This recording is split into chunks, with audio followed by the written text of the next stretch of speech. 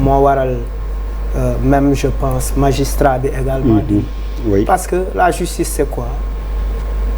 Toute la vérité, je sais pas la formule, rien que la vérité, xawma lan ak lan toute la vérité et cetera et cetera. Mais balaa ñuy ñëw foofu man dama bëggoon ñu dellu si waat tuuti ci kan mooy Mancabou mooy kan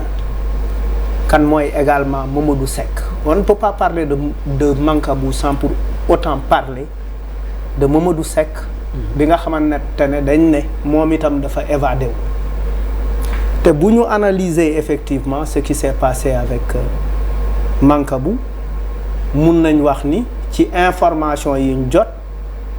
ak bu ñu dégloo procureur on peut penser à une tentative de suicide. Oui, parce que quelqu'un qui va se cogner quelque part ci ni procureur waxee kenn dóoru ko kenn defu ko dara. Il y a une vidéo de 13 minutes mu wax ko avec beaucoup d'assurance mooy liñ ciy déduire mooy il tentait de se suicider. C'est l'information qu'ils veulent faire passer. Et finalement mu am ay jafe-jafe dem hôpital fa la mujj deewee. L'autre il s'est évadé dafa feebaroon mënul continuer nekk prison, insuffisance rénale la am ñu yóbbu ko pavillon spécial comme képp ku feebar ñu la yóbbu pavillon spécial Dantec la nekk, donc c'est une prison dans l'hôpital. Loolu ñaari éléments yooyu lu tax mu bëgg ñu taxaw ci mooy balaa mooy dugg ci expliquer ñaari évasion ak suicide lan moo ci indi nit bi nga xamante ne moom moo nekk kaso pour un peu avoir travaillé dans les prisons un peu partout au Sénégal am ci expérience bu xaw a ndaw tuuti. Mancabou d'abord dañuy taxaw ci ni Charles wax la ni il a fait l'armée, n'est-ce pas? Mancabou ñu xam ni que c'était un garde du corps qui a cheminé avec Gadio pendant de très longues années. Ba bi Gadio di nekk dans ces difficultés là épreuve am bu jafe boobu mu nekkoon biir États-Unis ba ñu téye ko fa moom mu ngi continuer woon di ànd ak Gadio. Donc c'est après cette épreuve qu'il s'est séparé de Gadio. Am na ak Gadio ay problème mu xaalis fayu ko et cetera ñu dem ci procès moom moo gagné procès boobu.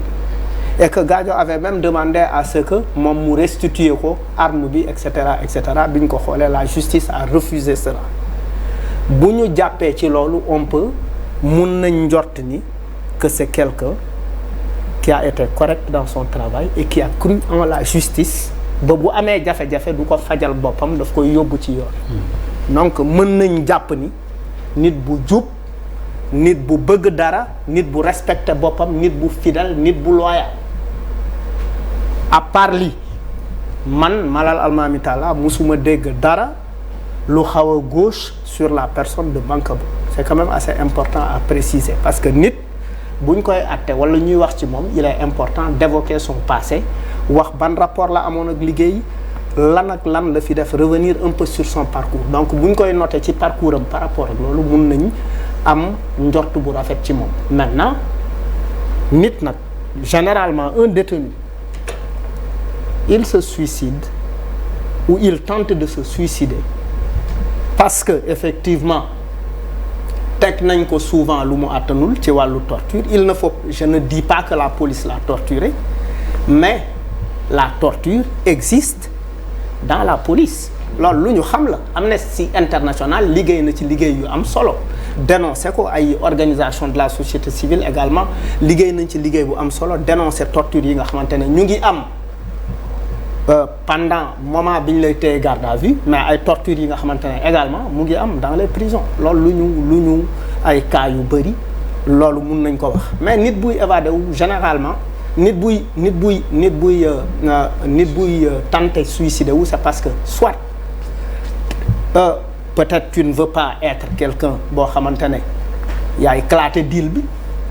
par exemple si par exemple jàpp nañ ni que dañu njort ni ñoom dañu nekk benn mafia ñu tegal leen ay charges terroristes parce que charges yi bëri na chef d'accusation yi bëri na nga ne lii moi bugguma nekk défaillance biir affaire bi je ne veux pas être une balance bu fekkee der nga ça peut te pousser nga dem suicider. Moi je parle des exemples assez précis pour nit ñi mun a comprendre li may wax bu fekkee également nit nga boo xamante ne ba tey je reste sur nu mu tuddati sur les tentatives de suicide. Il y a eu des gens qui l'ont fait parce que effectivement dañ leen tëj peine yu méttee métti atte nañ leen tëj leen peine yi nga xamante ne en fait attanuñ ko. Et ils se disent que ils mettent fin à leur vie. ñeneen ñi ils se disent effectivement je suis allé en prison je suis humilié même si j'en sors en fait finalement jaratuma dara ci kanamu société bi. maa ko def am naa gàcce tëj nañ ma wala defuma ko am naa gàcce parce que société bi perception bi muy am ci man du deñ ça c'est le regard social qui pèse sur ki nga xamante ne moo nekk kaso mu jaral ko xam parce que bëri na ay cas beneen affaire ki nga xamante ne dañ ne moom mooy Mamadou Seck nekk kuy liggéey impôt et domaine moom it amul dara loo xamante ne ci trajectoire am yéen ñi fi toog mun ngeen ko xëy na seede musuñu dégg ci moom lu xaw a gauche également et aujourd'hui cette personne on nous dit qu'il a des problèmes de rein ñu yóbbu ko pavillon spécial et le gars s'évade et quelqu'un pour man ku bokk qui est quelqu'un qui milite dans Pastef c'est quelqu'un qui doit également xam ni c'est un potentiel prisonnier. Les militants parce que effectivement c'est quelqu'un qui va sur le terrain c'est quelqu'un qui va donner son opinion etc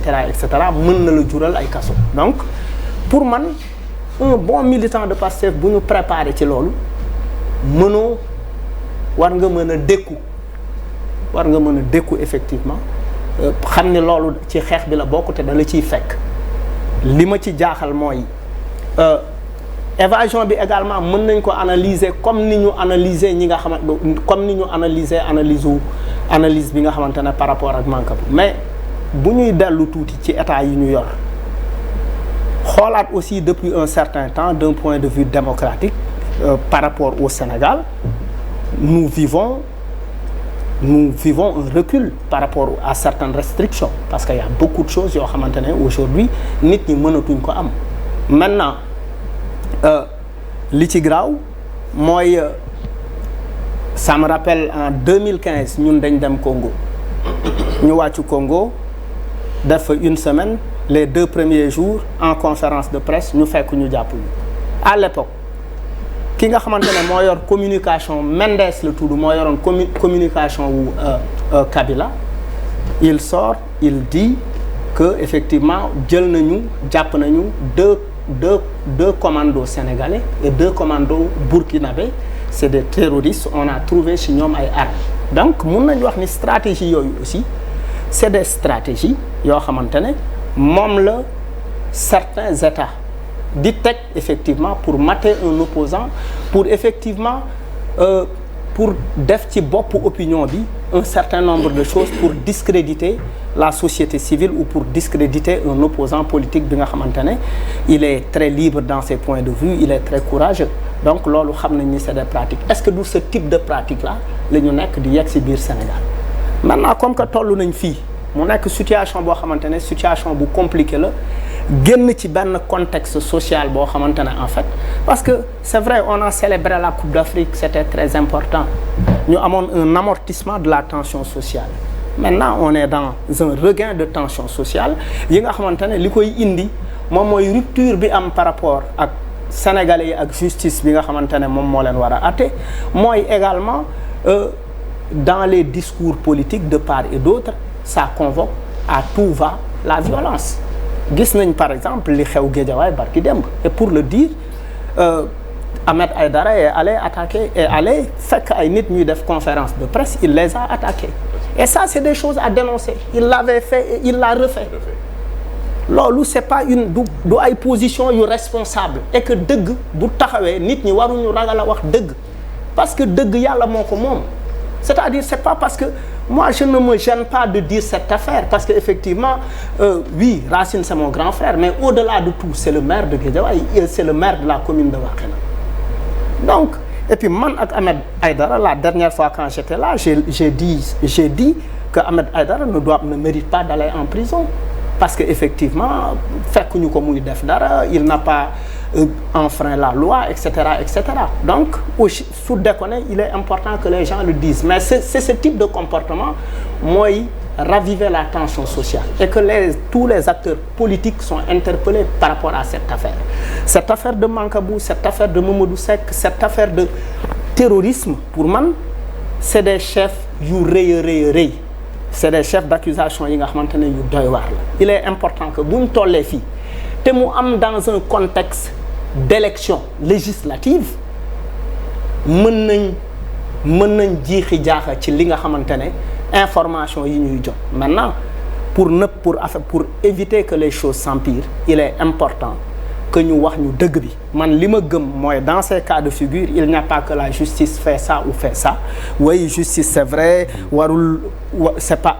d'accord avec Michel le ministre qui dit que oui am na comportement bu ñuy am dañuy am benn justice populiste. Pour man ci situation